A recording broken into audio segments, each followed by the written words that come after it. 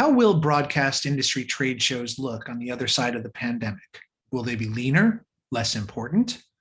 I'm Michael Depp, and this is Talking TV, the podcast that features smart conversations about the business of broadcasting.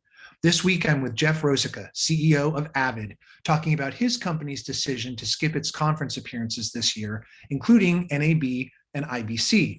We'll talk about the broader implications of that for the industry in just a moment.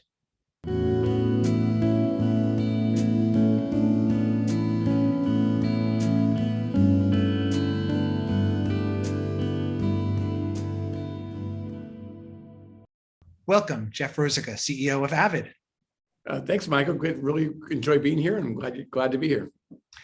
So, Jeff, Avid's rationale on sitting out the 2022 trade show circuit is essentially about safety and expense, isn't it? It sure is. I think for us, it really was two things. One is, I think, obviously it's good news that we're starting to see at least this latest situation with the Omicron, obviously coming back down to a more reasonable level. But I think we're still concerned looking out. I mean, I think if we asked each other a year ago, is COVID almost over? We probably would have both said yes. And look what's happened over the last year. I think as we look out over 2022, for me, it's still, and for our company and our team, it's still a bit murky or a bit opaque as what really how things are going to play out this year. So we've done a lot of soul searching, thinking about how things are going to play out. We're obviously worried that there's still maybe more ahead with COVID, especially if we think about a global scale. I know we're going to talk about major trade shows. These major trade shows are about attracting, attendees from all over the world. And if we look at it 22, we weren't really sure that we could, I think, really see how things are going to play out in a safe and reasonable way. So we took the decision based first and foremost on safety to make sure that we could operate in a very safe manner and not have a lot of disruption or risk with our employees, our partners, or our customers. But also it is the financials too, is that, when you're facing a situation like this where it's really kind of unknown as to how things are going to play out and how things are going to work out. We had to also make decisions based on, do we really think that our marketing dollars in that area this year is the right decision if we saw risk and we saw potential disruptions in the future? Right. Well, I mean, obviously the successive waves of COVID and the impacts they've had on canceling shows has been extremely disruptive for everybody. Just how costly has this been for Avid? Well, I think two things is one is, I don't know if it's actually been costly. I'd say we, as an organization, we really believe in NAB and IBC and organizations like that and what they do and for our industry. And for me personally, I know for a lot of our team, I love these shows and love to be at them, to meet all of our customers and partners in person. So we do miss that for sure. I mean, those shows are nothing like them, to be able to see so many people in one place. But I think we really adapted quite well. I think when we looked at, innovation and really how do we accelerate innovation during the pandemic, and then how do we get that information in front of customers, we learned a lot. I think a lot of vendors learned a lot around, how you do things virtually, how you do a lot more with content, how you do a lot more with, different kinds of events, digital events and digital marketing. So we learned a lot in the pandemic. I think that we learned lessons that we'll never forget and will be part of our company as we market and sell going forward. Well, you have adapted pretty dramatically to interact with your customers in alternative contexts over the last couple of years in a number of ways. So what's working best for you on that front? I'd say it's a mix. We're definitely learning things. I think the first thing I would say is that we do think that while we support really major trade shows like NAB and IBC, and I want to be clear, when what we announced is that we weren't going to go to the big global shows, because those for us were the ones that were the most risky, whether that's safety or to be honest, return on investment, because of the situation that we're in as an industry and as a world.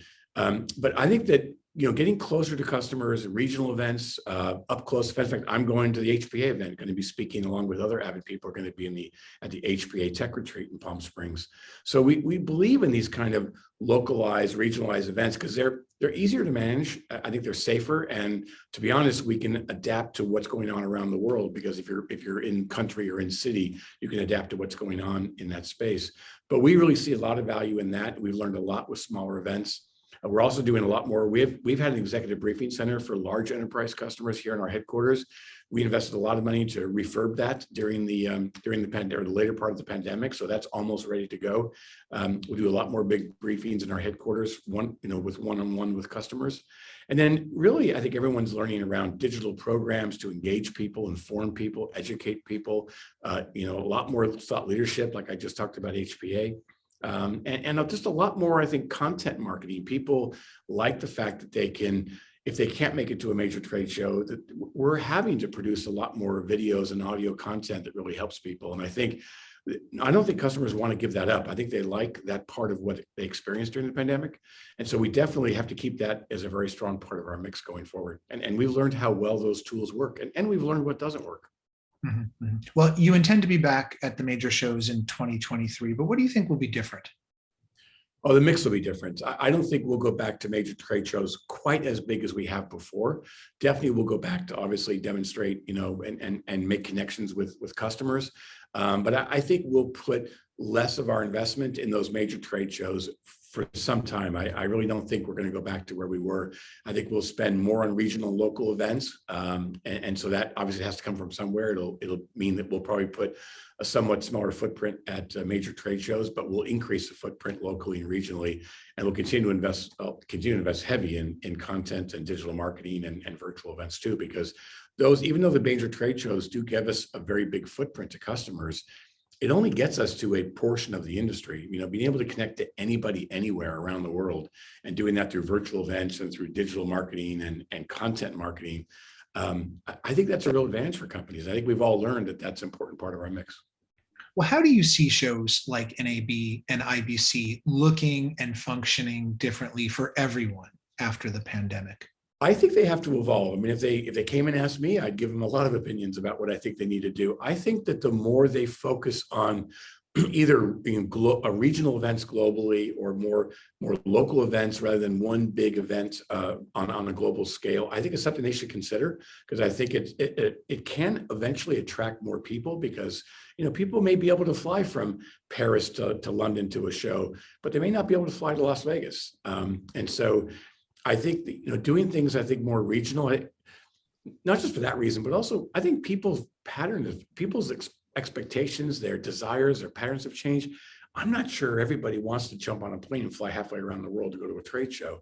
And so I think the consideration that they should think about is, should they move to a more regional model or a different kind of model? Should they move to more digital and virtual events? I mean, only the people that get to go to NAB are the ones that jump on an airplane and fly to Las Vegas. But imagine if we can, instead of bringing tens of thousands of people to Las Vegas, if we can get to hundreds of thousands of people, if not millions of people, live digital from the show. And it's not just NAB's responsibility or IBC, it's just vendors. We have to change the way we communicate, the way we engage, the way we demonstrate tools. So I think there's a lot to be learned here. And I think as an industry, we should look at this pretty closely, because I think we're going to have to adapt. The world will not go back to the way it was. I'm sure you've heard that 100 times, but I really believe nothing's going to go back to the way it was. We're going to have to adapt going forward. Yeah, it's going to be very interesting to see how this evolves in various increments. Well, while I've got you here, let me ask you about a few other things, Avid related things. Let me ask you first about cloud-based editing. Is it ready to be used for day-to-day news production by broadcasters? I know the Hollywood production community is starting to use it, but where is it with news? Yeah, I think, well, first of all, I think cloud editing, that's I would say a loaded term, but it's to some degree a generic term we're learning. There's different kinds of ways that people leverage the cloud to edit. Some people in newsrooms leverage the cloud just to connect remote, workers or remote contributors through the cloud, and they may have a lot of the content on their desktop device or on their Mac or their Windows device or something else. But they're probably using the cloud to get additional content, to edit, to do things. So there's ways in which cloud can enable remote workers or distributed teams for participating. And I think that technology is moving very fast. We just announced Nexus Edge, which is a really unique way that proxy workflows and the way remote workflows are going to work, and how people can mix between what they're doing remotely and what they're doing, in the facility or in the studio. And that's applicable to all markets, whether you're in news or sports or entertainment production like Hollywood. Then there's like real let's say real, but where you're actually everything is in the cloud, and that's edit on demand for us. And that's a product that all of the applications and the content are in the cloud, and you're basically connecting to that cloud instance through an HTML interface and through basically a desktop sharing tool. And so that does work too. And for certain workflows, Hollywood for sure, but also a lot of entertainment workflows, but and people doing documentaries, people doing any kind of content production, it's very useful. I'm not sure it's there yet for news, because news is a little faster paced environment. Right. But it's close. We're very close to bringing even those solutions to a newsroom environment. How close is close? In 2022. Okay, great. What about your software as a service business? How's that going? I know subscription revenue growth gave your stock a big bump last year. Yeah. Well, I think so. Our subscription business is both a traditional software subscription business where you download from the cloud, but you download a piece of software and use it on your Mac or your laptop. That business continues to be very, very strong. And that's across all of our creative tools. So that's really more on-prem or on device type of subscription service, where the software is downloaded, but you're really operating it, on the device or on the server. And that business continued to be very, very strong. And as we move to the enterprise, we've been doing the creative tools for creative individuals for many, over 4 years now. We just in 2021 launched Media Central and other enterprise solutions on subscription to those type of small, medium, up to very large customers. And we've seen explosive growth with that during 2021. As we've, and then SaaS, true SaaS, where it really is software as a service. That's what our edit on demand product is. That is basically software as a service. So it's also infrastructure as a service, but it's a SaaS offering. That, our subscription business is growing very quickly as an organization. It's helping to grow the company. SaaS is just starting its leg of growth. With, last year we really saw our first meaningful year of SaaS revenue. But I just say that those are growth engines for us, whether it's a creative tool subscription, the enterprise subscription, or now SaaS like Edit on Demand. They're going to be pretty strong growth engines for us for years to come. And finally, how are supply chain issues continuing to impact Avid? It's an interesting world out there. Obviously, we're all facing supply chain issues. I made a joke with some friends, but it's true. Is my wife decided to redecorate our master bedroom. It's taken 12 months to get everything delivered. It's unbelievable. Even if you want like a plant, it can take you 6 months to get a pot. Try getting a refrigerator right now. Oh, I know. I had to do a dishwasher and it was a nightmare. But so we've navigated 21 pretty well. Our team, I think, is working probably 3 times as hard on the supply chain just to deliver the same product, because they're doing so much work to deal with, getting new components or different components or re-engineering components into our products when something's not available. So it definitely is a more difficult environment. We navigated pretty well in 2021. Even through the whole year, we saw our team was able to navigate it quite well. But we weren't able to deliver everything we wanted to deliver because there was some constraints from the supply chain, especially on upside opportunities. In 22, I think it'll be more of the same. We're going to have to work really hard and work through it. We have had to deal with, we're on many products. We're on some constraints and we're bringing, we're on allocation often with some of our products to customers, but overall, the team's been able to deliver pretty well.